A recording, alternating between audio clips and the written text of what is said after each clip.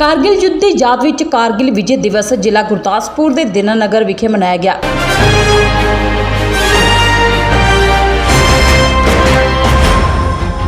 जिस which anti terrorist front India के chairman Maninderjit Singh Bitta ने खास तौर पर शिरकत करते हुए जिथे इस युद्ध विच शहादत का जाम पीने वाले शहीद जवानों को नमन करते हुए श्रद्धांजलि दी, उत्थे ही इस युद्ध की जित का सहरा अपनियां फौजां के जवानों की बहादुरी के सिर दिता।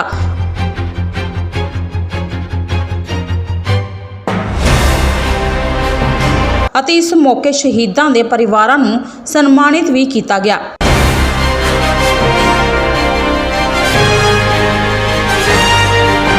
इस मौके पत्रकारों नाल गलबात दौरान बिट्टा ने जिथे भारत के तिन्ने सेनावां की जम के तारीफ की, उत्थे ही देश के प्रधानमंत्री नरेंद्र मोदी की तारीफ करते कहा कि नरेंद्र मोदी ने जदों प्रधानमंत्री का अहुदा संभालिया सी तां उदों मोदी ने पाकिस्तान नाल भाईचारक सांझ वधाउण दी नीयत नाल पाकिस्तान की फेरी लगाई सी।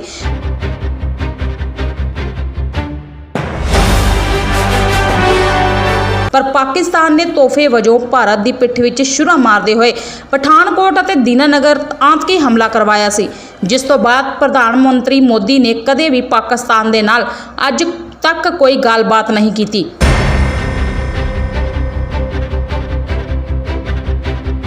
सानू माण है अपनियां भारतीय फौजां ते जिन्हां ने भारत दीयां सरहदां नूं बखूबी संभालिया होया है।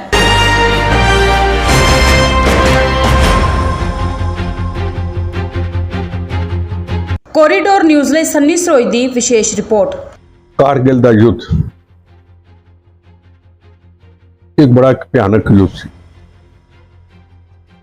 उसले मुशर्रफ ਸੀ राष्ट्रपति ਉੱਥੋਂ ਦੇ, ਸਾਡੀ ਪਿੱਠ ਤੇ ਛੁਰਾ ਖੋ ਪਿਆ ਸੀ। ਸਾਡੇ ਬਹਾਦਰ ਜਵਾਨਾਂ ਨੇ ਜਨਰਲ ਕਰਨਲ ਸਾਹਿਬ ਸਾਹਮਣੇ ਬੈਠੇ ਨੇ ਬੜੀ ਬਹਾਦਰੀ ਦੇ ਨਾਲ ਉਹਦਾ ਮੁਕਾਬਲਾ ਕੀਤਾ। कोई ऐसा हिंदुस्तान का इहो जिहा स्थान नहीं थी जिथे हिंदू मुस्लिम सिख ईसाइयों के खून के बने तिरंगे दे विच उन्हां दी बॉडी ना आई हो। पर उस तो बाद साडियां कई सरकारां दीयां कमजोरियां दे नाल पूरे हिंदुस्तान में, कश्मीर में, दिल्ली में 26/11 की घटना, जगह जगह पे टेररिज्म आया। पर जिस स्थान पे बैठा हूं दीनानगर और पठानकोट की घटना, जब नरेंद्र मोदी जी पाकिस्तान में गए थे एक शांति का संदेश लेके, जो हमको यह पता नहीं था कि वो जा भी सकते हैं अपनी जान को जोखिम में डाल करके उस पाकिस्तान में जहां से टेररिज्म पलता फूलता है, और उन्होंने कहा हम अमन शांति चाहते हैं। और मुझे यह पता था कि वो गए हैं, ये हमारी पीठ पे छुरा मारेगा पाकिस्तान, हमने बोला भी था ऊपर। पर चलो, हिंदुस्तान के प्रधानमंत्री जी का एक कर्तव्य बनता था कि उधर हो या इधर हो अमन शांति होनी चाहिए। हमारी पीठ पे छुरा मारा। कुछ महीनों के बाद दीनानगर और पठानकोट की घटना, दीनानगर और पठानकोट की घटना ने 370 धारा हटाई। पुलवामा की घटना ने 370 धारा हटाई। हमारे जवानों पे रोज शहादतें होती थी, रोज गोलियां चलती थी, तिरंगे झंडे का अपमान होता था, पत्थर फेंके जाते थे। आज आतंकवाद से इस भारत को मुक्त किया गया है। सिर्फ दीनानगर और पठानकोट की घटना के बाद अभी नरेंद्र मोदी जी पाकिस्तान के प्रधानमंत्री राष्ट्रपति को मिले नहीं। एक गोली चलती है, हमारा जवान 100 गोली चलाने के लिए तैयार खड़ा है। अब दिल्ली से नहीं पूछना पड़ता, आज का ये भारत का। किस तरह का सवाल पूछ रहे हैं? इस तरीके में गैंगस्टरवाद पैदा हो गया, इंडियन रोज मर्डर हो रहा है, रोज कितने गोली चल रही है। ये तैयार किसने किए थे पिछले 15 सालों में? हम पॉलिटिशियनों ने किए थे। हमारी गलतियों से पले पुले थे। 4 दिन में तो पले नहीं। ये गैंगस्टर, ये और कई ऐसी चीजें आज नहीं पली। ये पिछले 15 सालों में जो हम पॉलिटिशियनों ने राजनीति को एक धंधा बना लिया, अपने घर भरने शुरू किए। 36,000 बेगुनाहों की शहादत, हिंदू सिख 9 मास का रिश्ता, हिंदू सिख रोटी बेटी का रिश्ता। ठीक, कुर्बानियों के बाद हमने क्या कर्तव्य को पूरा किया? आज हमारी फोर्सेस, बीएसएफ के डीआईजी साहब सामने है, हमारी बहन सामने है। आज हमारी फोर्सेस मौत का कफन बांध करके कड़क सर्दी, कड़क गर्मी, बंदूक पकड़नी भी मुश्किल होती है, अपनी जिम्मेदारी को निभाते हैं। हमने जिम्मेदारी को क्या निभाया, यह सबसे बड़ा प्रश्न और सबसे बड़ा सवाल है। गैंगस्टर के बारे में अगर बात करेंगे, पंजाब पुलिस ने बहादुरी दिखाई है, गोली का जवाब गोली दिया है। कल मैं जवानों को मिलके आया, उनके शरीर पे गोलियां लगी, एक शुरुआत हो चुकी है। हमारी सीमाएं आज सुरक्षित हैं, ये आज का हमारा भारत है, हमारी फोर्सेस पूरा काम कर रही है। पर समस्या सबसे बड़ी ये है कि विदेशों के अंदर ये जो बैठे हैं, आज आपने पढ़ा होगा कनाडा के अंदर फायरिंग हुई, गैंगस्टर, टेररिस्ट, खालिस्तानी सब इकट्ठे मिल चुके हैं। हम पंजाब की सारी पॉलिटिकल पार्टियों को जो टेररिज्म को समाप्त करने के लिए, Congress, BJP, CPM, CPI, all political party जब पंजाब में अमन शांति लाने के लिए एक हुई थी, हमें अमन शांति चाहिए, हमें वोट नहीं चाहिए, हमें सत्ता नहीं चाहिए, हमें आज सबको एक होना होगा। ਬੰਦੀ ਸਿੰਘਾਂ ਦੀ ਰਿਹਾਈ ਦੀ ਮੰਗ ਉੱਠੀ ਹੈ ਜੀ। ਤੁਸੀਂ ਕਿਹਾ ਕਿ ਬੰਦੀ ਸਿੰਘ ਨਹੀਂ, ਮੌਤ ਦੇ ਸਦਾਗਰ ਲਿਖਣਾ ਚਾਹੀਦਾ, ਕੀ ਕਹਿਣਾ ਚਾਹੁੰਦੇ? मैं ਤੁਹਾਨੂੰ पूछना चाहूंगा, जिन्होंने बेगुनाहों का कत्लेआम किया, जिन्होंने हमारे जवान शहीद किए, जिन्होंने जवान अपनी ड्यूटी निभाने वाले के परिवारों के परिवार खत्म कर दिए, ट्रेनों से निकाल करके सिख समाज के लोगों को छोड़ के हिंदू भाइयों को गोलियों का निशाना बना दिया ट्रेनों के अंदर। क्या किसी के हाथ में तरचूल था? क्या किसी के हाथ में बंदूक थी? क्या किसी के हाथ में कृपान थी? क्या किसी को मारने के लिए निकला था? अपनी माँ के लिए, अपने पिता के लिए, अपनी पत्नी के लिए, अपने बच्चों के लिए सुबह रोटी कमाने निकला था और ट्रेनों बसों से निकाल करके वो गोलियों का निशाना बना दिया। उनको क्या कहेंगे? बंदी सिख कहेंगे? मौत के सौदागर कहेंगे? मैं सवाल पूछना चाहता हूं, अगर उसके बारे में वो जवाब देता है मेरी बात का, उसको खुला चैलेंज करता हूं, खालिस्तान के मुद्दे पे बात कर ले। क्या कौन सा खालिस्तान चाहते हैं? मुद्दा तो खालिस्तान है। ये पठानकोट, ये बठिंडा, ये राजपुरा, ये खालिस्तान, ये खालिस्तान के मुद्दे पे बात कर ले। बंदी सिखों के बारे में कहना, ये बंदी सिख नहीं, ये मौत के सौदागर।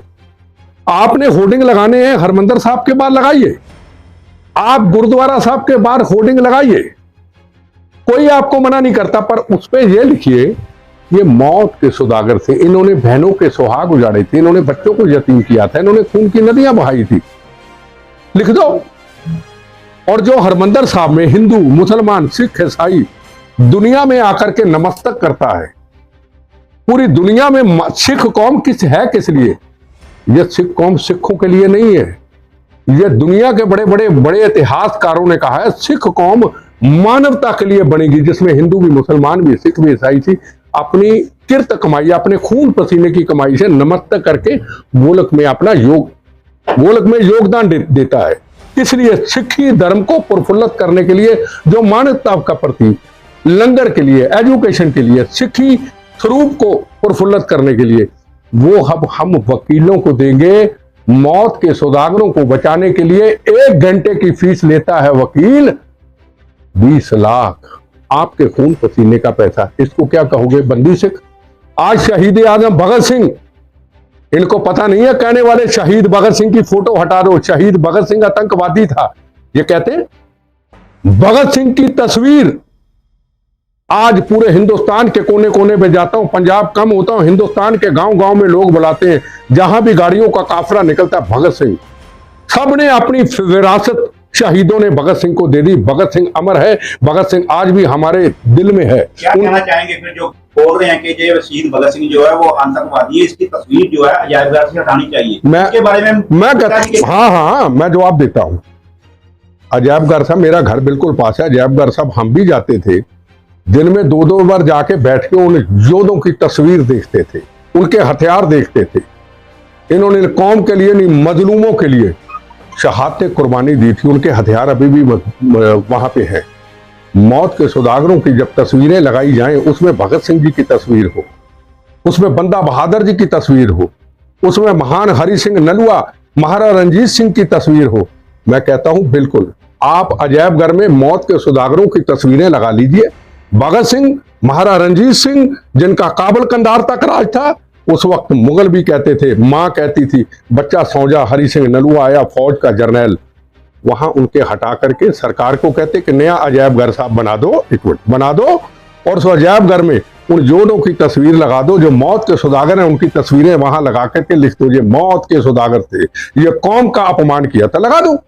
हम क्या कहते हैं मत लगाओ, पर उनका जो उन्होंने कर्म किए हैं, वो कर्मों के साथ जो उन्होंने मानवता के लिए कर्म किए, उन कर्मों के साथ तो मत जोड़ो। एक मिनट। ਮਨਿੰਦਰਜੀਤ ਸਿੰਘ ਬਿੱਟਾ ਦੀ ਸੋਚ ਦਾ ਕੀ ਹੈਗਾ ਕਿ ਅੱਤਵਾਦੀਆਂ ਚ ਤੇ ਗੈਂਗਸਟਰਾਂ ਚ ਕੀ ਫਰਕ ਸਮਝਦੇ ਨੇ ਆਪਣੀ ਸੋਚ ਦਾ?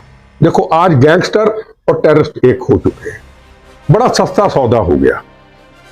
50,000 कीमत, 50,000 रुपया दो, मूसे वाले का कत्ल आपके सामने है, 50,000 दो, पूना से आदमी पकड़ो, बॉम्बे से पकड़ो, कहीं से पकड़ो, ये खतरनाक एक माहौल चल पड़ा। और इसकी तारे कनाडा में है। हमारी फोर्सेस तो पूरी ड्यूटी दे रही है, फोर्सेस ड्यूटी दे रही है, पॉलिटिकल पार्टियां ड्यूटी क्यों नहीं देती?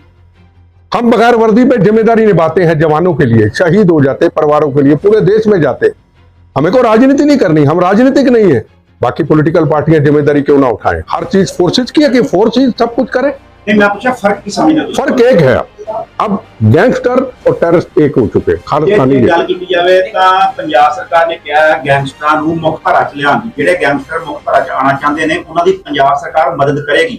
ਫਿਰ ਬੰਦੀ ਸਿੰਘ ਜਾਂ ਫਿਰ ਅੱਤਵਾਦੀ ਜਿਹੜੇ ਮੁੱਖ ਧਾਰਾ ਚ ਆਉਣਾ ਚਾਹੁੰਦੇ ਨੇ, ਫਿਰ ਸਾਡੀਆਂ ਸਰਕਾਰਾਂ ਉਹਨਾਂ ਨੂੰ ਕਿਉਂ ਨਹੀਂ ਮੁੱਖ ਧਾਰਾ ਚ ਲਿਆਉਣਾ? देखो जी, ये सरकारों के क्या काम है, सरकार देखे। मैं ਤੁਹਾਨੂੰ ਪੁੱਛਿਆ, मैं आपको कहता हूं, जिन्होंने बेगुनाहों का कत्लेआम किया है, जिन्होंने कानून को तोड़ा है, जिन्होंने मानवता को मारा है, उनके खिलाफ सख्त कार्रवाई होनी चाहिए। हम कानून को नहीं वो तो दोनों फिर आपने बराबर बोल दिया ना, आतंकवादी और गैंगस्टर। तो गैंगस्टर को तो बोल रही है मुख्यधारा में लाएंगे, लेकिन फिर उनको क्यों नहीं लाना चाहते? देखो, मैं आपको फिर कहूं, कानून अपना काम करे। जिन्होंने बेगुनाहों का कत्लेआम किया है, जिन्होंने बहन के सुहागों को उजाड़ा है, उनको सजाएं मिलनी चाहिए। सजा नहीं दोगे तो फिर और बनते जाएंगे। बेटा जी, कानून ने तो अपना काम किया है, बाकी से सालों से जेल में बंद पड़े हैं। जो भारतीय संविधान ने सजा दी है उनको, वो सजा भुगत चुके हैं। सजा भुगतने के बाद भी सरदार साहब मेरी बात मैं गल सुनना, मैं ਤੁਹਾਡੀ ਗੱਲ ਦਾ ਜਵਾਬ ਦੇਣਾ। हाँ, बोलो तुम, मैं ਤੁਹਾਨੂੰ जवाब देना। मैं कह रहा कि वो सजा भुगतने के बाद जेल के अंदर बंद ने, तीव्र राइट नहीं पता जेल तो रिहा। अच्छा, तो जेड़े लोग शहीद हुए, कभी उनके घर में गए आप? न, मैं आपने सवाल पूछने का अधिकार है, मुझे सवाल पूछने का अधिकार नहीं। मैं आज शहीद, ये जो शहीद हुए आज, सरदार साहब मेरी बात गल सुनो, मैं तुसी मेरे सवाल का जवाब दो। मैं कह रहा भी भारत सरकार ने जो सजा ਦਿੱਤੀ है उन्होंने, वो सजा भुगत चुके हैं। कड़ी भारत ने सजा दी, भुगत चुके। दविंदरपाल भुल्लर जिसने दिल्ली में ब्लास्ट किया मेरे ऊपर, ऐदा नहीं मेरे नाल ऐदा नहीं गल कर सकते। मेरे नाल जे तुसी मैं सदा कह रहे, मैं खालिस्तान जिंदाबाद, तुसी कह रहे हो जवाब दो। मैं ਤੁਹਾਡੀ को नौकरी करदा जवाब दिया, तुसी जेड़ा मैं ਤੁਹਾਨੂੰ कहना तुसी जवाब दियो। आरपीसी कर रहे हो ना, मैं चल रहा, तुसी मेनू सवाल का जवाब दियो ना। जिन्होंने 38 लोगों को दिल्ली में शहीद किया, उन विच ना बोले हो। बेगुनाह लोगों को मार दिया है ना, उसके लिए दविंदरपाल भुल्लर को फांसी की सजा हो जाती है, ठीक है ना। उसके बाद सारी पॉलिटिकल पार्टियां उनको बचा देती हैं। क्या वो क्या है, कातिल नहीं है? क्या वो कातिल नहीं है? उसको छोड़ दिया जाए क्या? छोड़ना या रखना कानून का काम है ना। कानून ने तो अपना काम किया ना। कौन सा कानून का काम किया? नहीं, आप जो भारतीय संविधान है, भारतीय कानून, उसको नहीं मानते आप? क्या आप क्या कहना चाहते मैं कह हैं? रहा हूँ, आप किया, ठीक है, गुनाह किया उन्होंने, दोष लोगों को मारा, उन्होंने मारा। भारतीय संविधान ने सजा दी उनको। कोई उनकी, देखो बात सुनो, उसको आप बंदी सिख कहोगे या मौत के सौदागर कहोगे? मैं आपको सवाल पूछना चाहता हूं। अरे मैं आपको सवाल पूछ, मैं वो बात नहीं कर रहा हूं, मैं बात कर रहा हूं। अरे आप वो बात नहीं कर रहे, मैं आपकी, आप मौत के सौदागर कहोगे या नहीं कहोगे? जिन्होंने बहनों के सुहागों को उजाड़ा, बच्चों को यतीम किया, ट्रेनों से निकाल करके बेगुनाह लोगों का, मौत के सौदागर कहोगे या बंदी सिख कहोगे? आप एक पत्रकार हो, जवाब दो। मौत के सौदागर थे, जब सजा भुगत दिया उन्होंने, अपने की सजा भुगत दिया, फिर भी आप नहीं, फिर आप दोबारा सवाल पूछो, क्या उन मौत के सौदागरों को सजा होनी चाहिए या छोड़ना चाहिए? पूछो, मैं जवाब देता हूं। सजा तो ऑलरेडी भुगत चुके हैं वो। कौन सजा? वो तो सजा के बाद जेल में बंद है ना। मतलब तो ये इस बात क्या है, उसको जबरदस्ती बंद करके रखा है। हाँ तो है, ऐसा ही है ना, ऐसा ही है। इसी की बात आप किसी शहीद परिवार के घर गए हैं जिनको शहीद किया? आप कभी गए हैं? शहीदों के प्रोग्राम पे आए हो? अरे आप प्रोग्राम पे आए तो सवाल पूछ रहे, कारगिल का सवाल पूछो ना। अरे कारगिल के शहीदों का सवाल पूछो ना, दीनानगर में जो शहीद हुए उनका सवाल पूछो ना। ये बंदी सिख कहां से आ गए? एक मिनट, ना पाजी, ना, एक मिनट ठहर यार, ना सवाल का जवाब दूंगा, ठोक के दूंगा इनको, ना जवाब तो नहीं। तुसी कारगिल ते सवाल पूछे? BSF ਦੇ ਆਫੀਸਰ ਆਏ, ਸਾਰੀ ਫੋਰਸਿਸ ਆਈ, ਤੁਸੀਂ ਕੋ ਉਹਨਾਂ ਨੂੰ ਸ਼ਰਧਾਂਜਲੀ ਦਾ ਸਵਾਲ ਪੁੱਛੇ। ਇਹਨਾਂ ਨੇ ਸਭ ਤੋਂ ਪਹਿਲਾਂ ਇਹਨਾਂ ਨੇ ਆके आप आके चढ़ गए बंदी सिख, ज्यादा हमदर्दी है मौत के सौदागरों की। मैं कहा सुनो मेरी गल, और मेरी सुनो ना, बेगुनाहों के कातलों के खिलाफ, मौत के सौदागरों के खिलाफ लड़ता हूं, लड़ता रहूंगा। बम गोलियां 10 चले 20 चले खाए हैं, आखिरी सांस तक लड़ूंगा। ये मौत के सौदागर थे हैं और लड़ूंगा। और पूछ लो सवाल, ਹੁਣ ਸਾਈਡ ਤੇ ਹੋ ਜਾਓ ਤੁਸੀਂ। ਇੱਕ ਮਿੰਟ ਠਹਿਰ ਜਾ ਯਾਰ। ਹੁਣ ਸਿੱਖ ਧਰਮ ਦੀ ਬੜੀ ਤਾਰੀਫ ਕੀਤੀ, ਆਪਾਂ ਵੀ ਉਸ ਗੱਲ ਨੂੰ ਸਮਝਦੇ ਹਾਂ ਕਿ ਸਿੱਖ ਕੌਮ ਬਣੇ ਕਦ ਲਈ ਸਿੱਖਾਂ ਦੀ ਸਿਰਮੌਰ ਸੰਸਥਾ ਜਿਹਨੂੰ SGPC ਕਿਹਾ ਜਾਂਦਾ। ਜਦੋਂ ਅਕਾਲ ਤਖਤ ਸਾਹਿਬ ਦੇ ਜਥੇਦਾਰ ਵੀ ਉੱਠ ਕੇ ਗੱਲ ਕਹਿੰਦੇ ਆ, ਉਹਨਾਂ ਦੇ ਕੇਸ ਲੜਨ ਦੀ ਗੱਲ ਕਰਦੇ ਆ ਜਾਂ ਫਿਰ ਬੰਦੀ ਸਿੰਘਾਂ ਦੀ ਰਿਹਾਈ ਦੀ ਗੱਲ ਕਰਦੇ ਆ, ਉੱਥੇ ਫਿਰ ਕੀ ਸਟੈਂਡ ਰਹਿ ਜਾਂਦਾ ਕੌਮ ਦਾ ਤੇ ਤੁਹਾਡੇ ਲਈ? देखो एक बात सुनो, अकाल तख्त के जथेदार साहब हमारे सिर के ताज है, हमारी कौम के ताज है, हम उनके पैरों की मिट्टी भी नहीं है, ठीक है ना। अब अकाल तख्त के जथेदार साहब कहते, पहले तो बात है कि मुझे उनके खिलाफ, उनके बारे में बोलने का कोई हक नहीं, पर जब एक ऐसा स्टेटमेंट आ जाए, एक तरफ जवानों की शहादत, एक तरफ कारगिल का दिवस। आज कारगिल दिवस के अंदर अगर हम आए हैं तो कौन थे ये जवान? इन्होंने शहीद आजम भगत सिंह, राजगुरु सुखदेव, चंद्रशेखर आजाद जो मौत का कफन बांध करके इस भारत माता को आजाद कराया था, जवानों ने उनकी आजादी के लिए, रक्षा के लिए, सीमाओं की रक्षा के लिए कुर्बानी दी ना। आज वो कहते हैं नौजवानों हथियार ले लो। एक सवाल पूछना चाहता हूं उनसे, खतरा किससे है? हिंदू सिख एक 9 मास का रिश्ता है, हिंदू सिख एक रोटी बेटी का रिश्ता है। हिंदू समाज से खतरा है, नरेंद्र मोदी जी से खतरा है, कांग्रेस से खतरा है, आम पार्टी से खतरा है। किससे खतरा है? जब हथियार नहीं किसी के पास, जब गोला बारूद नहीं, तरछूल नहीं, कृपान नहीं, हथियार किस लिए उठाओ? हम ये भी कह सकते हैं, गुरु महाराज की पवित्र सिक्खी को प्रफुल्लित करो, महाराज रणजीत सिंह जी, हरि सिंह नलुआ के इतिहास को प्रफुल्लित करो, मानवता की रक्षा के लिए प्रफुल्लित करो। हम ये नहीं क्यों नहीं कहते हथियार पकड़ो? वाई हथियार पकड़ो। 1 घंटे की फीस वकील लेता है 20 लाख रुपया। ये जो कहते हैं ना सरदार साहब बंदी सिख, इनको कहना चाहता हूं, सबको कहना, मौत के सौदागर को बचाने के लिए जिन्होंने बहनों के सुहागों को जड़ा, जिन्होंने हमारे सुरक्षा जवान शहीद किए, एक टाइम की फीस 20 लाख रुपया लेता है। आम अगर टेररिस्ट विक्टिम, कोई शहीद जवान की पत्नी, शहीद परिवार का कोई व्यक्ति अगर केस लड़ना चाहे, सुप्रीम कोर्ट, हाई कोर्ट जाते जाते उसके पैर हाथ कांपने लग जाएंगे। कहां 20 लाख 1 घंटे का, और वो तो जो पेंशन का पैसा होगा अपने पति का, अपने पिता का, वो एक ही चक्कर में, एक ही तरीके में लग जाएगा। सिमरजीत सिंह मान ਜਿਹੜੇ ਨੇ ਉਹਨਾਂ ਨੇ MP ਬਣਨ ਤੋਂ ਬਾਅਦ ਸ਼ਹੀਦ ਆਜ਼ਮ ਸਰਦਾਰ ਭਗਤ ਸਿੰਘ ਬਾਰੇ ਟਿੱਪਣੀ ਕਰਨੀ ਸ਼ੁਰੂ ਕਰ ਦਿੱਤੀ ਕਿ ਇੰਨਾ ਚਿਰ ਕਿਉਂ ਨਹੀਂ ਕੀਤੀ, ਜਾਂ ਇਹ ਕਰਨ ਦੇ ਪਿੱਛੇ ਮਕਸਦ ਕੀ, ਲਾਈਮਲਾਈਟ ਚ ਰਹਿਣਾ या फिर डिवाइडेड रूल दी? देखो, मैं सिमरजीत सिंह मान जी को हमें सीरियस नहीं लेना चाहिए, उम्र होगी।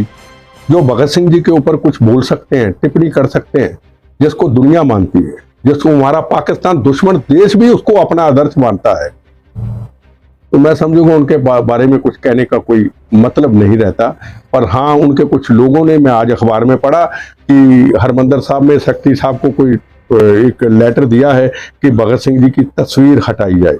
मैं कहता हूं तस्वीर हटा लो, तस्वीर महाराज रणजीत सिंह जी की भी हटा लो, तस्वीर जोधों की हटा के सरकार एक अलग अजैब घर साहब बना दे, उसमें लगा ले, और जहां बेगुनाहों के कातलों की मौत के सौदागरों को लिख करके, ये मौत के सौदागर थे, हमारे सबके खून पसीने की किरत कमाई का पैसा जो लंगर के लिए, जो सिक्खी समाज को प्रफुल्लित करने के लिए लिया गया, वो इनके लिए लगाया जाता। लिख दो, लगा दो। सरदार भगत सिंह नौजवान पीढ़ी के रोल मॉडल, ਜਦੋਂ ਕੋਈ ਵੀ ਵਿਅਕਤੀ ਸ਼ਹੀਦ ਆਜ਼ਮ ਸਰਦਾਰ ਭਗਤ ਸਿੰਘ ਵਰਗੀ ਪੱਗ ਵੀ ਬੰਨ ਲੈਂਦਾ ਤੇ ਉਹਨੂੰ ਅੰਦਰੋਂ ਇੱਕ ਭਾਵਨਾ ਜਾਗ ਜਾਂਦੀ। ਬਿਲਕੁਲ। ਕੀ ਸਮਝਦੇ ਹੋ ਮੈਸੇਜ ਜਾਏਗਾ ਸਾਡੀ ਨੌਜਵਾਨ ਪੀੜ੍ਹੀ ਲਈ ਜਦੋਂ ਇੱਕ ਲੀਡਰ ਉੱਠ के मेंबर पार्लियामेंट कहे कि नहीं, मेरी बात सुनो, ये गलतफहमी में इनको पता नहीं, भगत सिंह पंजाब के नहीं थे, भगत सिंह आज दुनिया में एक आदर्श है। मैं बताया ना, मैं पूरे देश में जाता हूं, इसमें हमारी पगड़ी पे दाग लग रहा है। इन्होंने हमारी पगड़ी पे दाग लगाया ये स्टेटमेंट देके। भगत सिंह हिंदू, मुसलमान, सिख, ईसाई का एक आदर्श थे और आज भी अमर है, हमारे बीच में है। तो इन्होंने हमारी सिख कौम पे दाग लगाया। ये तो अकाल तख्त के जथेदार साहब को इसके ऊपर, गुरुद्वारा प्रबंधक कमेटी को इसके ऊपर एक्शन लेना है। Thanks for watching Corridor News.